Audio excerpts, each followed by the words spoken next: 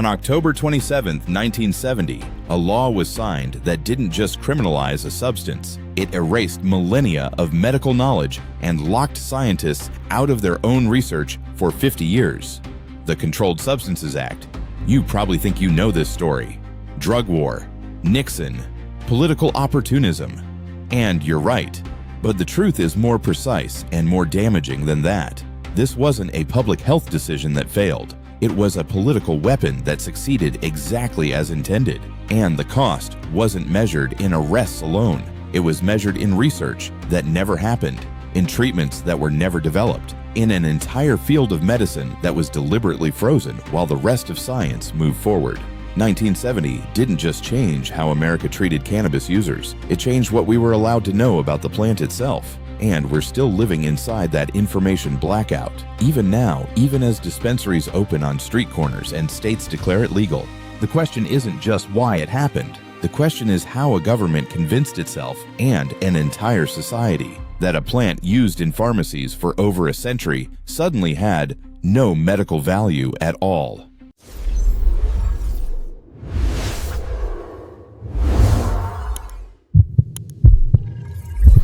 October 27, 1970, President Nixon signs the Controlled Substances Act into law. On paper, it's a reorganization, a new federal framework creating 5 tiers, 5 schedules, to classify drugs based on medical value and abuse potential. Schedule 5 at the bottom, lowest risk. Schedule 1 at the top, the most restricted category in American drug policy. To land in Schedule 1, a substance must meet 3 criteria: high potential for abuse, no currently accepted medical use in the United States, and a lack of accepted safety for use even under medical supervision. Cannabis was placed in Schedule 1, the same category as heroin, the same category as LSD, not cocaine. That's Schedule 2. It has accepted medical uses, not methamphetamine. Also Schedule 2. The federal government determined that cannabis was more dangerous, more medically useless than either of them.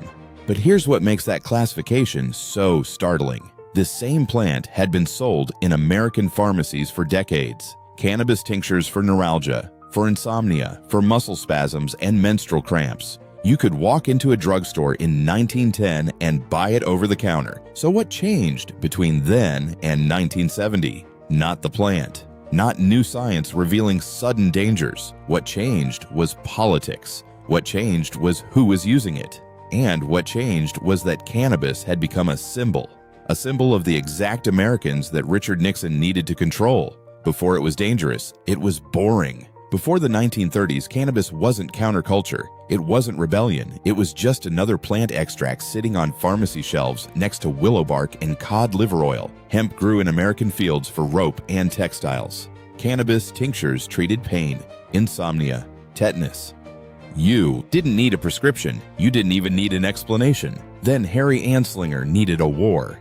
Anslinger ran the Federal Bureau of Narcotics, the first drug czar. When Prohibition ended in 1933, his agency needed a new enemy to justify its existence. He found one by rebranding cannabis with the foreign-sounding word marijuana and tying it to 2 groups white America already feared: Mexican immigrants and black jazz musicians.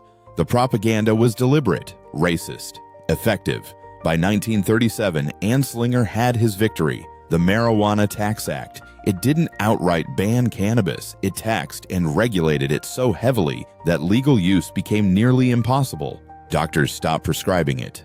Farmers stopped growing it. A plant that had been unremarkable for centuries was pushed underground. This was the first federal move. But it wasn't the last. The architecture of fear had been built. All it needed was the right political moment to become permanent law. That moment came 30 years later, not because of new science, because of new enemies. By the 1960s, cannabis had become something Harry Anslinger never anticipated, the symbol of a generation Nixon couldn't control. It wasn't Mexican immigrants anymore. It wasn't jazz clubs. It was college students burning draft cards. It was civil rights marchers filling the streets. It was long-haired protesters outside the White House chanting against Vietnam. Cannabis had become the drug of dissent. Nixon called them the counterculture. He built his 1968 campaign around the silent majority, the Americans who feared what the country was becoming. To that base, cannabis wasn't a plant. It was everything wrong with modern youth, everything threatening traditional order. The crackdown wasn't about public health. It was about public control. John Ehrlichman, Nixon's domestic policy chief, admitted this plainly years later in an interview with Harper's Magazine. We knew we couldn't make it illegal to be either against the war or black, but by getting the public to associate the hippies with marijuana and blacks with heroin, and then criminalizing both heavily, we could disrupt those communities. Read that again. The drug war was designed as a political weapon. Cannabis prohibition was a tool to arrest, surveil, and destabilize the exact Americans Nixon saw as threats to his power. The Controlled Substances Act gave him the legal architecture to do it. Schedule I wasn't a medical classification. It was a declaration of war. And the target wasn't a drug. It was a generation that refused to stay quiet. Schedule I didn't just criminalize cannabis. It suffocated science. The classification created a perfect trap. To be removed from Schedule I, a substance must demonstrate accepted medical use. But to demonstrate medical use, researchers need to study it.